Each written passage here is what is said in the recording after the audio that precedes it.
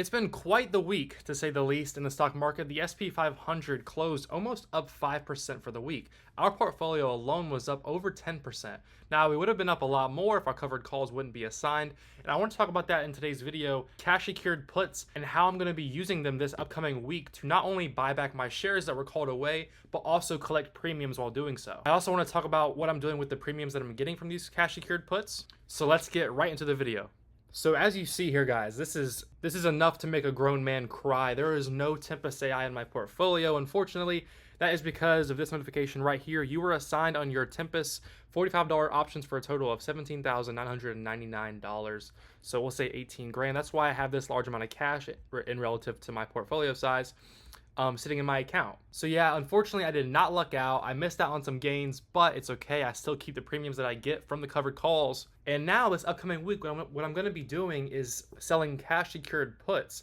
To briefly describe what a cash secured put is, with Tempest AI currently sitting around $53 a share, I plan on writing cash secured puts for this week, expiring on Friday, with a strike price of around $52 to $55 a share. Now, this is because I want to be assigned the shares and collect the most premium possible. So let's say, for example, I write a cash secured put for Tempest AI for $55 strike price. The week goes by, it's Friday market close, and Tempest AI closes below the $55 strike price. I will be assigned 100 shares for each contract that I sell for the $55 strike price. Let's say Tempest AI closes above the $55 strike price. I will not be assigned the shares. However, I do collect the hefty premium that I got from selling those cash secured puts. So it's pretty much a win-win. I'm not sure if I'll write the cash secured puts on Monday. I may wait till midweek, but we will see. I'm still new to this. I'm just being transparent with you guys on what I'm doing with the funds. I'm not going to be able to get my entire 400 shares back, so I plan to write about 3 contracts, so 300 shares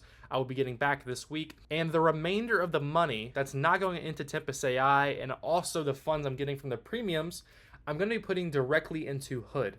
It's been on quite the tear recently, but I'm still confident that I am very underexposed to Hood. I need to own more of this company, as I believe it has an incredibly bright future ahead.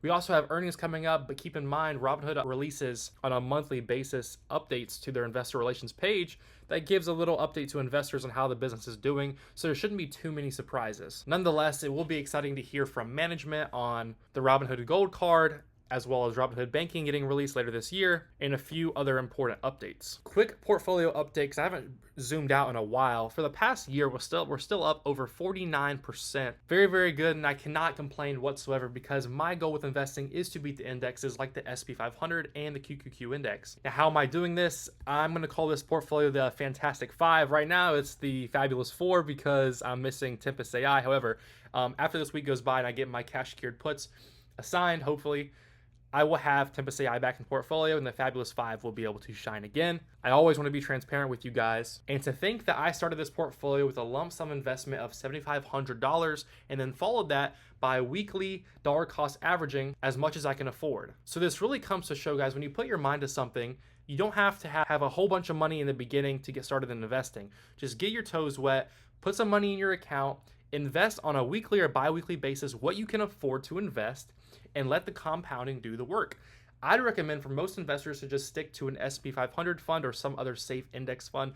Don't go into individual companies unless you do extensive research. My approach to investing is a lot more risk on. It's a lot more of an active style of investing. I'm constantly selling options as well, which is dramatically increasing my portfolio growth, and it has a lot to do with why I'm green year to date. But I've learned so much along the way, and every investor I talk to wishes they would have started sooner. So do yourself a favor and get started in investing now. The best time to start investing was yesterday. The second best time is today. And that's it for the video today, guys. I just wanted to hop on here briefly and talk to you guys about what I'm doing with my money, as well as be transparent about the cash secured put strategy that I'm going to be doing next week, as well as sharing my stock purchases that I plan on making next week. So as always, guys, be safe, take care of yourself, and I always appreciate you taking time out of your day to watch my video. There's a link to my Discord in the description below.